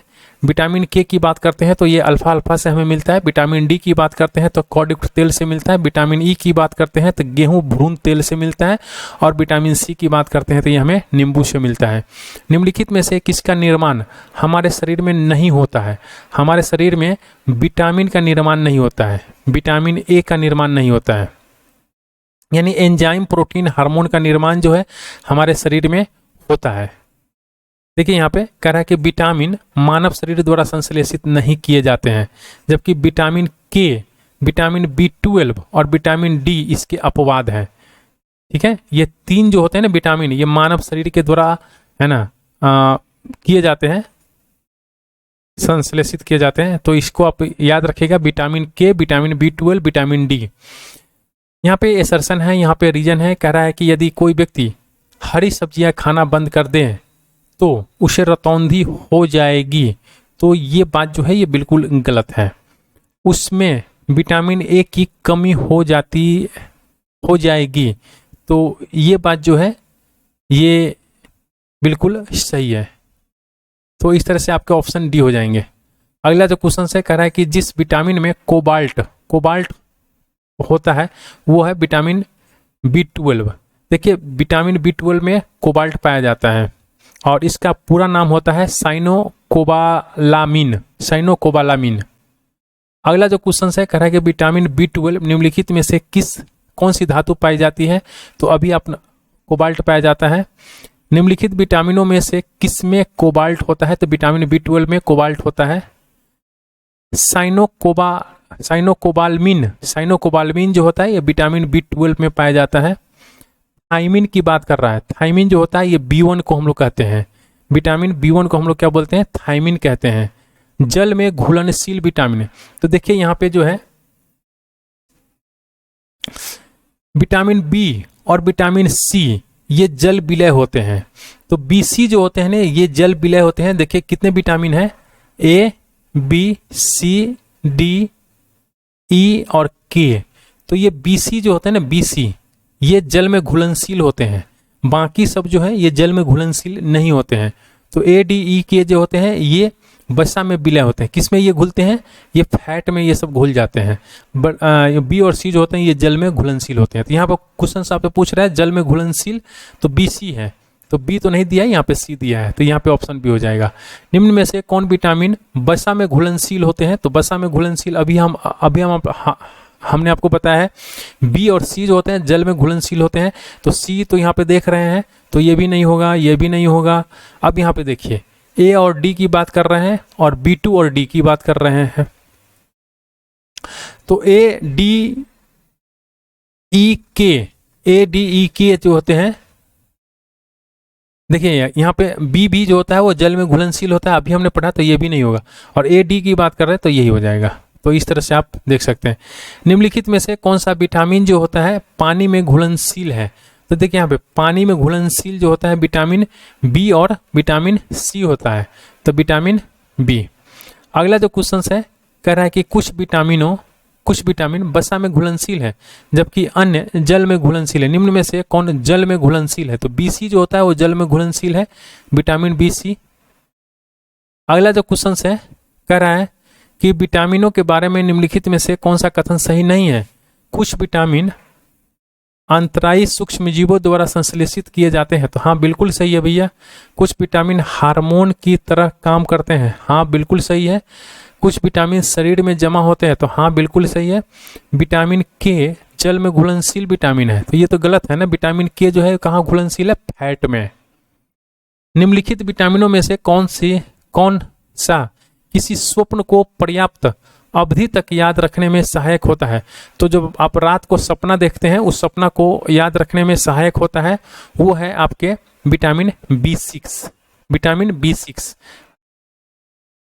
देखिए यहाँ पे सूची 1 सूची 2 है और सूची 1 सूची 2 हम लोगों को यहाँ पे हम देखिए यहीं पे हम लोग देख लेते हैं। सूची 1 सूची 2 कह रहा है कि रतौंधी जो होता है ये किसकी कमी से होता है? तो रतौंधी जो होता है ये आपके विटामिन ए की कमी से होता है। रिकेट्स की बात करते हैं तो विटामिन डी की कमी से हो जाता है। एस्कॉर्बी की बात करते हैं तो ये आपके हो जाते हैं विटामिन सी की कमी से, और बेरी बेरी जो होता है थायमिन यानी विटामिन B1 की कमी से हो जाता है। तो इस तरह से आपके ऑप्शन जो होंगे ये सी हो जाएंगे। अगला जो क्वेश्चन है कह रहा है कि एक मनुष्य को बेरी बेरी सूखा रोग स्कॉर्बी की बीमारी होगी यदि वह नहीं ले रहा है। देखिए विटामिन बेरी बेरी किसकी कमी से होता है, तो B1 की कमी से बेरी बेरी होता है, तो विटामिन B1। सूखा रोग होता है विटामिन डी की कमी से। स्कॉर्बी जो होता है ये विटामिन सी की कमी से होता है। तो इस तरह आपके ऑप्शन हो जाएंगे बी। अगला जो क्वेश्चन है कह रहा है कि यहाँ पे सूची 1 सूची 2 है, यहाँ पे रोग है और उन्हें उत्पन्न करने वाली कमियां जो है ये है। अगर हम लोग सूखा की बात करते हैं तो सूखा रोग किससे होता है, सूखा रोग जो होता है विटामिन डी की कमी से हो जाती है। तो देखिए ये तो विटामिन डी की कमी से, बेरी बेरी B1 की कमी से थायमिन है ना। स्कॉर्बी जो होता है विटामिन सी की कमी से हो जाता है, और निस्धनता जो होता है ये विटामिन ए की कमी से ही होगा। तो इस तरह से आपके ऑप्शन जो होंगे ये ए ही सही है, 1 2 3 4। अगला जो क्वेश्चन से कह रहा है कि सूची 1 सूची 2 का हमें मिलाप करना है, और ये मिलाप हमें यहाँ पे करना है। देखिए अगर हम लोग बात कर लेते हैं विटामिन सी स्कॉर्बी, फोलिक एसिड विटामिन B9 को कहते हैं जिसकी कमी से हमें रक्त अल्पता होती है। विटामिन ए रतौंधी, और B1 जो होता है ये बेरी बेरी। तो इस तरह से आपके ऑप्शन जो होंगे यहाँ पे ये आपके ए हो जाएंगे। देखिए यहाँ पे विटामिन सी होता है स्कॉर्बी, फोलिक एसिड हो जाता है विटामिन B9 को कहते हैं, रक्त अल्पता हो जाता है, और विटामिन ए की कमी से रतौंधी हो जाता है, विटामिन B1 की कमी से बेरी बेरी होता है। देखिए इस फोलिक एसिड को आप हमेशा याद कर लीजिए, जो हमारी बहनें लोग होती हैं छोटी छोटी, जब वो स्कूल जाती हैं तो उनको फोलिक एसिड का टैबलेट उनको दिया जाता है क्योंकि उनके शरीर में ब्लड की कमी ना हो। निम्नलिखित में से कौन सा युग्म सही सुमेलित नहीं है। तो देखिए अगर विटामिन डी जो है यहाँ पे वर्णधत्ता ये सही सुमेलित नहीं है, बाकी सब सही सुमेलित है। अगला जो क्वेश्चन है कह रहा है कि निम्नलिखित युग्मों पर विचार कीजिए। विटामिन है और इसकी हीनता से होने वाला रोग हो जाता है। विटामिन सी जो होता है ये स्कॉर्बी, डी जो होता है रिकेट्स, विटामिन ई जो होता है ये रात्रि अधनता। तो ये तो नहीं होता है रात्रि अधनता, तो ये इसके हो जाएंगे आपके 1 और 2। ये नहीं होता है, ये गलत है। अगला जो क्वेश्चन है कह रहा है कि निम्नलिखित में से कौन सा युग्म सही सुमेलित नहीं है। तो यहाँ पे सही सुमेलित नहीं है, तो विटामिन ए जो होता है ये गठिया, ये सही सुमेलित नहीं है। अगला जो क्वेश्चन है कह रहा है कि सूची 1 और सूची 2 को हमें मिलाप करना है। देखिए यहाँ पे सूची 1 रेटिनॉल की बात करते हैं। रेटिनॉल यहाँ पे हमें दिया हुआ है, हम लोग देख लेते हैं। रेटिनॉल की बात करते हैं तो नेत्र सूख कर जो लाल हो जाता है रेटिनॉल होता है। टोकोफेरॉल की बात करते हैं तो ये बंध्यता होता है। और साइनोकोबाल एमीन की बात करते हैं तो घातक रक्ताल्पता होता है। और पैरिडॉक्सिन की बात करते हैं तो मानसिक व्याधि हो जाता है। तो इस तरह से आपके ऑप्शन जो होंगे यहाँ पे वो बी हो जाएंगे। अगला जो क्वेश्चन है कह रहा है कि अधोलिखित में कौन सा यौगिक एक विटामिन नहीं है। तो देखिए यहाँ पे जो है थायरॉक्सिन जो है ये विटामिन नहीं है। नियोसिन, रिबोफ्लेविन और पैरिडॉक्सिन ये विटामिन है। देखिए अगर हम लोग बात करते हैं नियोसिन का तो ये हो जाता है विटामिन B2, B2 को बात करते हैं तो ये हो जाता है हमारा राइबोफ्लेविन। नियोसिन हो जाता है विटामिन B3 और पैरिडॉक्सिन हो जाता है विटामिन B6। थायरॉक्सिन एक हार्मोन है। निम्नलिखित युग्मों में से कौन सा सही सुमेलित नहीं है। तो देखिए अगर हम लोग यहाँ पे बात कर लेते हैं विटामिन के तो इससे बंध्यापन होता है, तो ये सही सुमेलित नहीं है।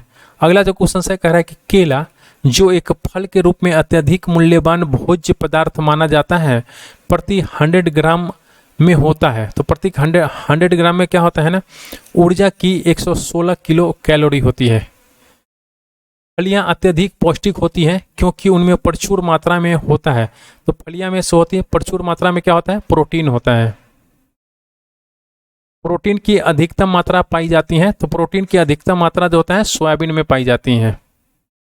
सर्वाधिक प्रोटीन मात्रा होती है तो सर्वाधिक प्रोटीन जो होते हैं ना ये सोयाबीन में होती है। सबसे अधिक प्रोटीन पाई जाती है, सबसे अधिक प्रोटीन जो होता है सोयाबीन के दाने में पाई जाती है। निम्नलिखित में से कौन सा प्रोटीन सबसे अच्छा स्रोत है। तो ये हो जाता है मूंगफली। प्रोटीन एवं वसा दोनों की प्रचुरता है तो ये हो जाता है मूंगफली में।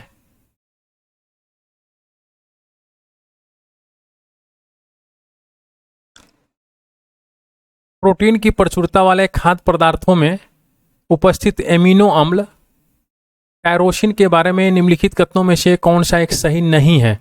तो ये देखिए, ये बुढ़ापे के लिए उत्तरदायित्व मुक्त मुल्कों के विरुद्ध रक्षा कर सकता है, तो ये जो है ये सही नहीं है। अगला जो क्वेश्चन है कह रहा है कि गेहूं में रोटी बनाने के गुणों को प्रभावित करने वाला पदार्थ है, तो ये है ग्लूटीन। एक कठोर परिश्रम करने वाला पुरुष की दैनिक ऊर्जा की आवश्यकता होती है, तो ये होती है 4000 किलो कैलोरी। एक गिलास पानी पीने से कितनी कैलोरी ऊर्जा हमें मिलता है? तो एक गिलास पानी पीने से हमें 0 कैलोरी ऊर्जा हमें मिलता है। भोजन का एक प्रमुख अंग है, तो भोजन का एक प्रमुख अंग जो होता है ये कार्बोहाइड्रेट है। नाइट्रोजन एक आवश्यक अवयव नहीं है, नाइट्रोजन एक आवश्यक अवयव नहीं है तो कार्बोहाइड्रेट का। लंबे समय की कसरत का मुख्य ईंधन क्या है? तो लंबे समय की कसरत का जो मुख्य ईंधन है वो कार्बोहाइड्रेट है। हमारे शरीर में अम्लीयता एवं क्षारकता के बीच जो तत्व संतुलन बनाए रखता है वह है, तो वह तत्व है आपको फास्फोरस, जो हमारे शरीर में एसिड और बेस के बीच में संतुलन बनाए रखता है। निम्नलिखित में से कौन सा यौगिक जो है मानव शरीर में संग्रहित नहीं रहता है? तो ये आपको एमिनो अम्ल जो होता है मानव शरीर में संग्रहित नहीं रहता है। निम्न में से किस फल में लौह प्रचुर मात्रा में पाया जाता है? आयरन जो होता है प्रचुर मात्रा में पाया जाता है, ये आपको करौंदा के अंदर। देखिए यहाँ पे कह रहा है कि निम्नलिखित खनिजों पर विचार कीजिए, और कह रहा है कि पेशियों के संकुचन के लिए किसकी आवश्यकता हमें होती है? तो ये होती है हमें कैल्शियम, लौह और सोडियम, इन तीनों की आवश्यकता होती है। अगला जो क्वेश्चन से कह रहा है कि पालक के पत्तों में निम्नलिखित में से किसकी मात्रा सबसे अधिक होती है? तो ये होता है आयरन। निम्नलिखित में से कौन लौह का अच्छा स्रोत है? तो लौह का जो अच्छा स्रोत है वो क्या है? पालक है। लौह का अंश सबसे अधिक पाया जाता है, तो लौह का अंश जो है सबसे अधिक जो है ये हरी सब्जी में पाया जाता है। बासमती चावल के दाने पकने पर लंबे हो जाते हैं क्योंकि उसमें बहुवल्य है। तो देखिए इसके दाने लंबे हो जाते हैं क्योंकि इसमें एमाइलोज जो होता है वो अधिक मात्रा में होता है, इसीलिए एमाइलोज और एमाइलोपेक्टिन, ये दोनों को आप याद कर लीजिएगा। निम्नलिखित में से किसकी उपस्थिति के कारण दूध में मिठास आ जाती है? तो ये है लैक्टोज। दूध का विद्यमान सैकेराइड है, तो ये है लैक्टोज। दूध किस बैक्टीरिया के कारण खराब होता है? तो ये है आपको लैक्टोबैसिलस बैक्टीरिया के कारण खराब होता है दूध। दूध का दही में परिवर्तन किसके द्वारा होता है? तो ये होता है बैक्टीरिया के द्वारा।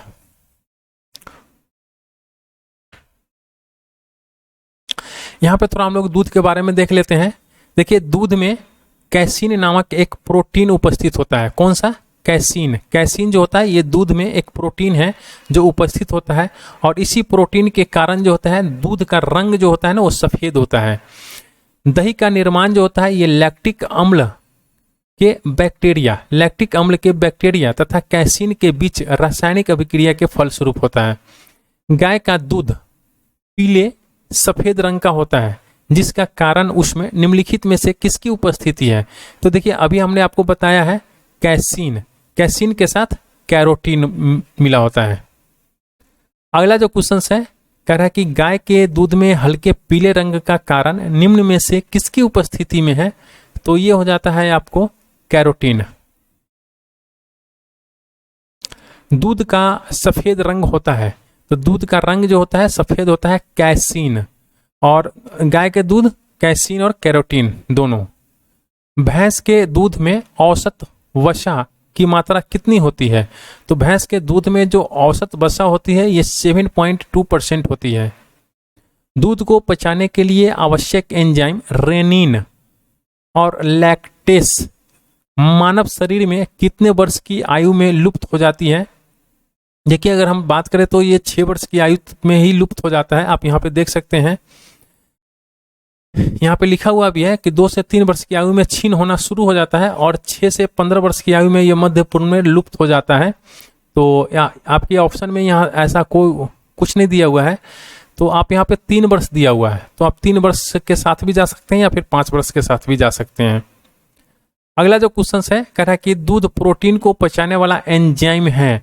तो अभी हमने आपको बताया है यहाँ पे रेनिन जो होता है, ये रेनिन और लैक्टोज एंजाइम जो होता है ये मानव शरीर में जो होते हैं दूध को पचाने का काम करता है। तो यहाँ पे देखिए आपके रेनिन दिया हुआ है, तो ये आपके ऑप्शन सही हो जाएंगे। अगला जो क्वेश्चन है कह रहा है कि कैसीन दुग्ध होता है। तो कैसीन जो होता है ये प्रोटीन है। अगला जो क्वेश्चन है कह रहा है कि दूध का धवल रंग निम्नलिखित में से किसकी उपस्थिति के कारण होता है। तो ये होता है कैसीन की उपस्थिति के कारण। निम्नलिखित में से कौन सी प्रोटीन दूध में पाई जाती है। तो ये हो जाता है कैसीन। यहाँ पे यौगिक है, उसका वर्गीकरण दिया हुआ है, तो यहाँ पे हम लोग उसका सुमेलित देख लेते हैं। यहाँ पे कह क्या रहा है, सही सुमेलित नहीं है। तो देखिए सैकरीन की बात करते हैं तो कार्बोहाइड्रेट, ये सही सुमेलित नहीं है, तो यहाँ पे हम लोग उसको देख लेते हैं। सैकरीन जो होता है ये कार्बनिक यौगिक है जो कृत्रिम मिठास के लिए प्रयुक्त होता है, सैकरीन। अगर हम लोग एड्रीनेलिन की बात करते हैं तो ये हार्मोन है, थाइमिन की बात करते हैं तो ये विटामिन है, और किरेटिन की बात करते हैं तो ये प्रोटीन है। किरेटिन और किरोटिन ये दोनों में आप कंफ्यूज मत होइएगा, दोनों अलग अलग चीज होते हैं। शरीर में उत्तक यानी टिश्यू का निर्माण होता है, तो शरीर में जो टिश्यू का निर्माण होता है ये प्रोटीन से होता है। मानव शरीर में धीमी वृद्धि निम्न में से किस कमी के कारण होता है। तो ऊपर आपने देखा होगा प्रोटीन की कमी से हो जाता है, मानव शरीर में जो वृद्धि होता है वो धीमी हो जाता है प्रोटीन के कमी के कारण। अगर हम लोग अणु की बात करते हैं और उपस्थिति तत्व की बात करते हैं तो यहाँ पे जो है हम लोग देख लेंगे विटामिन B12 जो होता है इसको हम लोग कोबाल्ट, हेमोग्लोबिन लोहा, क्लोरोफिल की बात करते हैं तो मैग्नीशियम, और पित्तल की बात करते हैं तो ये तांबा। निम्नलिखित में से कौन सही सुमेलित नहीं है। यहाँ पे कह रहा है सही सुमेलित नहीं है। कपड़ा धोने के सोडा को पोटेशियम, ये सही सुमेलित नहीं है। देखिए यहाँ पे क्लोरोफिल की बात करते हैं तो मैग्नीशियम, हेमोग्लोबिन की बात करते हैं तो आयरन, और खाने का नमक की बात करते हैं तो सोडियम क्लोराइड, और कपड़ा धोने की सोडा की बात करते हैं तो सोडियम कार्बोनेट। सूची 1 सूची 2 की अगर हम लोग यहाँ पे बात कर लेते हैं तो फिर हम लोग यहाँ पे चेक कर लेते हैं। देखिए विटामिन B12 की बात करते हैं तो ये कोबाल्ट हो जाता है, हेमोग्लोबिन की बात करते हैं तो आयरन, क्लोरोफिल की बात करते हैं तो मैग्नीशियम, और चैल्कोपैराइट की बात करते हैं तो तांबा यानी कॉपर। यहाँ पे सूची 1 और सूची 2 का हमें मिलाप करना है, तो यहाँ से हम लोग मिलाप कर लेंगे। देखिए यहीं पे हम लोग चेक कर लेते हैं। विटामिन B1 की बात हम लोग कर लेते हैं, तो विटामिन B1 की बात कर लेते हैं तो ये आपके हो जाते हैं थाइमिन। विटामिन B1 जो होते हैं थाइमिन हो जाते हैं। अगर हम लोग विटामिन B2 की बात करते हैं तो ये हो जाता है राइबोफ्लेविन। विटामिन B6 की बात कर लेते हैं तो ये हो जाता है पैराडॉक्सिन, और विटामिन B12 की बात करते हैं तो कोबाल्ट ये हो जाता है साइनोकोबाल्ट। तो इस तरह से आपके ऑप्शन हो जाएंगे बी। अगला जो क्वेश्चन है कह रहा है कि निम्नलिखित में से कौन सही सुमेलित है। तो सही सुमेलित है की बात अगर कर लेते हैं तो विटामिन B2 जो होता है ये राइबोफ्लेविन होता है, ये आपको सही सुमेलित है। कौन सा सूक्ष्म तत्व नहीं है, तो ये आपके हो जाते हैं गंधक। गंधक जो है ये सूक्ष्म तत्व नहीं है। पपीता में मुख्यतः कौन सा विटामिन पाया जाता है, तो पपीता में जो है ये आपको विटामिन C पाया जाता है। निम्नलिखित में से कौन विटामिन A का प्राकृतिक स्रोत नहीं है, तो विटामिन ए का जो प्राकृतिक स्रोत है ये आपको दूध नहीं है। दूध के अंदर जो होते हैं विटामिन ए नहीं पाए जाते हैं। अल्फा किरेटिन एक प्रोटीन है। अल्फा किरेटिन जो है एक प्रोटीन है जो आपके त्वचा में उपस्थित होता है। हेयर यानी बाल की बात कर रहा है, जिस प्रोटीन का बना होता है उसे कहते हैं, तो उसे हम लोग क्या बोलते हैं, किरेटिन कहते हैं।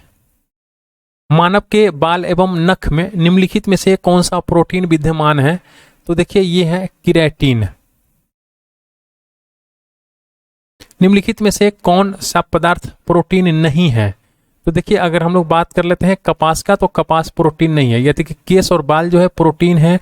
खूर जो होता है बैल वगैरह का, ये खूर ये भी प्रोटीन ही है। और लूता रेशम जो होता है, स्पाइडर सिल्क जो होता है, ये भी जो होता है ये प्रोटीन ही होता है।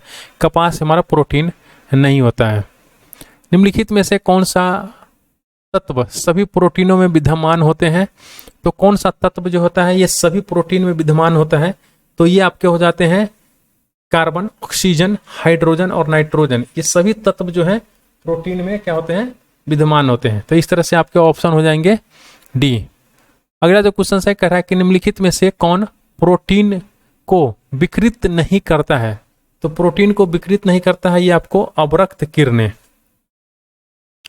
अगला जो क्वेश्चन है कह रहा है कि एंजाइम के संदर्भ में निम्नलिखित कथनों में से कौन सा सही है? तो एंजाइम के संदर्भ की बात कर रहा है। तो ये जो होता है वे एक जैव उत्प्रेरक है, तो ये बिल्कुल सही है। वे शरीर में उसी स्थान पर अपना कार्य करते हैं जहां वे उत्पादित होते हैं, तो ये भी बिल्कुल सही है। तो इस तरह से आपके ऑप्शन सी जो होंगे ये सही हो जाएंगे। अगला जो क्वेश्चन है कह रहा है कि तरुण तथा वृद्ध व्यक्तियों में प्रोटीन की आवश्यकताएं वृद्धों में उच्चतर और तरुण में न्यूनतर होती हैं। यानी जो वृद्ध व्यक्ति होते हैं उसमें प्रोटीन की आवश्यकता सबसे अधिक होती है और तरुण में जो होते हैं वो कम होती हैं। अगला जो क्वेश्चन कह रहा है कि सामान्य क्रियाशील महिला के लिए प्रोटीन की उपयुक्त दैनिक मात्रा है, तो उसके लिए जो है 45 ग्राम। अगला जो क्वेश्चन है कह रहा है कि दूध पिलाने वाली मां को प्रतिदिन आहार में कितना ग्राम प्रोटीन की आवश्यकता होती है? तो ये होती है आपको 70 ग्राम।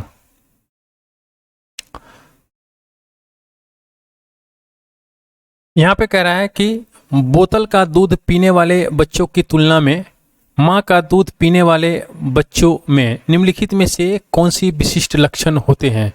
वह कम मोटा होता है, तो ये बिल्कुल सही है।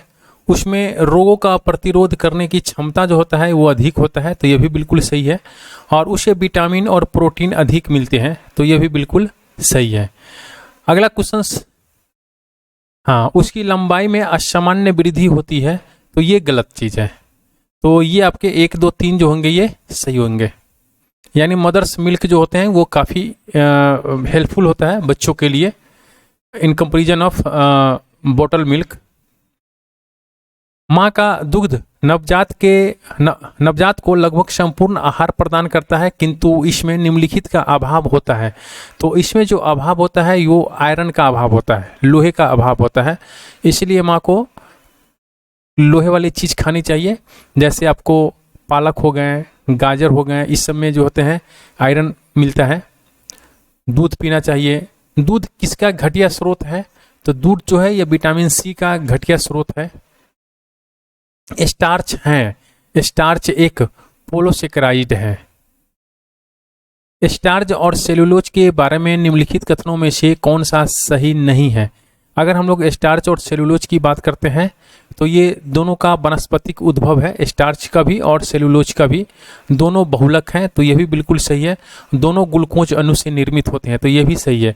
लेकिन आयोडीन के साथ दोनों का रंग प्रदान करते हैं, तो ये गलत है।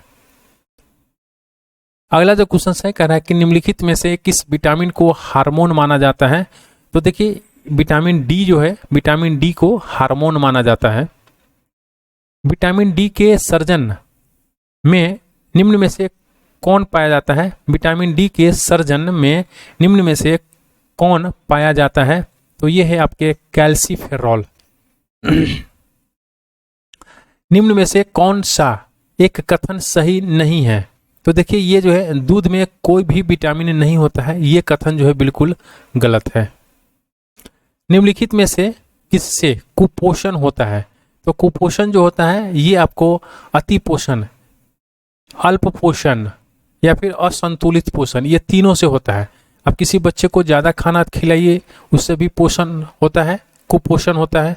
अल्प पोषण यानी अल्प थोड़ा थोड़ा खाना दिए, मतलब मान लीजिए न्यूट्रिशन का शिकार हो जाता है। या फिर असंतुलित पोषण से भी कुपोषण होता है। तो इस तरह से 1, 2, 3 आपके सही हो जाएंगे। देखिए यहाँ पे माल न्यूट्रिशन की बात कर रहा है। निम्नलिखित कथनों पर विचार कीजिए और यहाँ पे कह रहा है कि कौन सा कथन जो है ये सत्य है। तो देखिए यहाँ पे मानव भोजन में वसा अम्लों की एक भाग होना चाहिए, तो ये बिल्कुल सही है। कह रहा है कि सामान्य भोजन में 75 ग्राम वसा होनी चाहिए, तो ये भी बिल्कुल सही है। मानव शरीर कोशिकाएं किसी भी प्रकार के वसा अम्लों का संश्लेषण नहीं करता है, तो ये गलत बात है।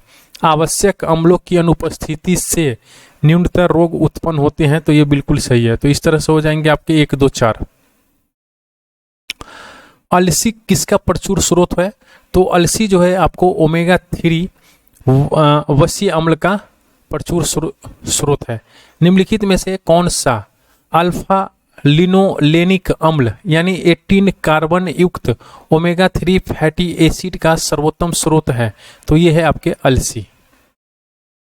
अगला जो क्वेश्चन है कह रहा है कि दूध में प्रोटीन और कार्बोहाइड्रेट के अतिरिक्त पोषणदायक अन्य तत्वों में सम्मिलित है, तो ये है कैल्शियम और पोटेशियम। कथन ए और कथन आर की अगर हम लोग बात कर लेते हैं तो विटामिन्स बलवर्धक तत्व हैं जिनकी अच्छे स्वास्थ्य के लिए थोड़ी मात्रा की आवश्यकता होती है। तो यहाँ पे कह रहा है कि कौन सा कथन सही है और कौन सा कथन गलत है, हमें करना है। देखिए यहाँ पे ये कथन जो है बिल्कुल सही है। अगर हम लोग बात कर लेते हैं विटामिन हानिकारक बैक्टीरिया को मारकर शरीर को स्वस्थ रखने में सहायता करता है, तो ये गलत है। वो करता है WBC। तो इस तरह से हो जाएंगे आपके 1 सही है। अगला जो क्वेश्चन है कह रहा है कि यहाँ पे फिर एसर्शंस और रीजन दिए हुए हैं और कह रहा है कि इसमें से कौन सा है सही है और कौन गलत है। देखिए अधिकांश विटामिन जो होते हैं मानव शरीर में संश्लेषित नहीं किए जाते हैं। ये तो आपने शुरू में भी देखा था कि विटामिन जो है बहुत कम विटामिन जो है मानव शरीर में संश्लेषित किए जाते हैं, तो ये बिल्कुल क्या है सही है। अगला कुछ रीजन कह रहा है कि मानव अंग केवल अनिवार्य सूक्ष्म पोषकों का ही संश्लेषण करता है, तो ये गलत है। तो इस तरह से आपके ऑप्शन सी हो जाएंगे। यहाँ पे फिर आपके एसर्शंस और रीजन दिए हुए हैं। कह रहा है कि मानव शरीर अपने लिए सभी विटामिनों का संश्लेषण कर लेता है, तो सभी विटामिन का फिर संश्लेषण कर लेता है, तो ये तो गलत हो गया ना। तो शरीर के उचित विकास के लिए विटामिन अनिवार्य होता है, तो ये सही है। तो इस तरह से आपके डी ऑप्शन हो जाएंगे। अगला जो क्वेश्चन है फिर यहाँ पे एसर्शंस और रीजन दिए हुए हैं। कह रहा है कि मानव आहार में ग्लाइसिन, सेरीन और टायरोसिन अनिवार्य रूप से शामिल होना चाहिए, तो ये है आपके बिल्कुल गलत है। अनिवार्य एमिनो अम्ल मानव शरीर में संश्लेषित नहीं किए जाते हैं, तो ये आपके सही हैं। तो इस तरह से आपके ऑप्शन हो जाएंगे डी। अगला जो क्वेश्चन है कह रहा है कि निम्नलिखित भोज्य पदार्थों में किसमें सभी अनिवार्य एमिनो अम्ल उपस्थित होता है? तो देखिए यहाँ पे कह रहा है कि सभी की बात कर रहा है, तो इसीलिए ये गलत हो गया, ठीक है ना। सभी अनिवार्य एमिनो अम्ल जो होते हैं ये इसमें से किसमें उपस्थित होगा भाई? तो इस तरह से आप इस क्वेश्चन को एक बार देख लीजिएगा, है ना।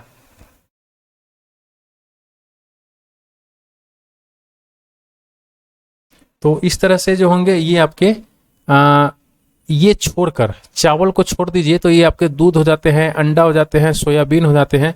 इसमें जो होता है ना सभी एमिनो अम्ल जो होते हैं ये पाए जाते हैं, लेकिन चावल में नहीं पाए जाते हैं। तो इस तरह से यहाँ पे क्वेश्चन जो हैं आपके, थोड़ा सा आप एक क्वेश्चन को देख लीजिएगा। इसमें निम्नलिखित खाद्य पदार्थों में से कौन सा सभी आवश्यक एमिनो अम्लों का सर्वोत्तम स्रोत है? तो यह है अंडा। निम्नलिखित में से कौन सा मुख्यतः कार्बोहाइड्रेट है? तो ये आपका कार्बोहाइड्रेट है चावल। हमारे शरीर में त्वचा तल के नीचे विद्यमान वसा निम्नलिखित में अवरोधक का काम करती है, तो ये टेम्परेचर को, ठीक है ना, शरीर में ऊष्मा का क्षय होने से रोकता है। ये निम्नलिखित में से किसके चयापचयी प्रक्रम से अधिकतम ऊर्जा मिलती है? तो ये आपको होता है वसा। अधिकांश प्राणियों के जीवित पदार्थ का लगभग 80% पदार्थ है, तो ये है क्या? प्रोटीन। यहाँ पे एसर्शंस और रीजन दिए गए हैं। तो यहाँ पे हम देखते हैं कौन सा सही है कौन सा गलत है। कह रहा है कि सूरजमुखी का तेल एक अच्छी गुणवत्ता का खाद्य तेल है, तो ये बिल्कुल सही है। और इसमें जो होता है असंतृप्त वसा अम्लों की अधिक मात्रा पाई जाती है, तो ये भी बिल्कुल सही है। इस तरह से ये आपके ये हो जाएंगे ए।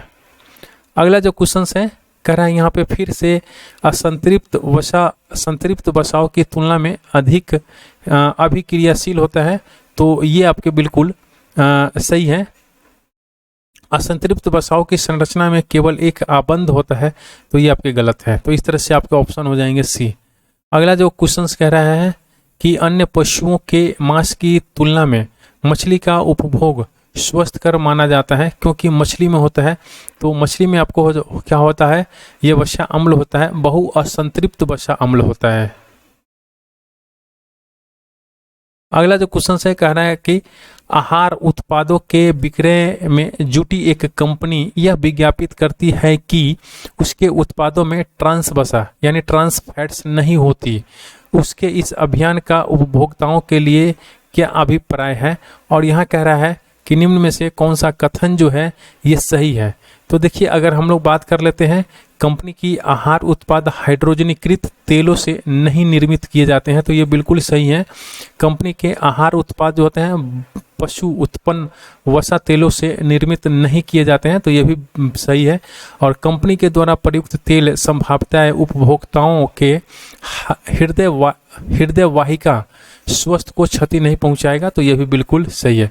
तो इस तरह से इसके ऑप्शन डी सही हो जाएंगे।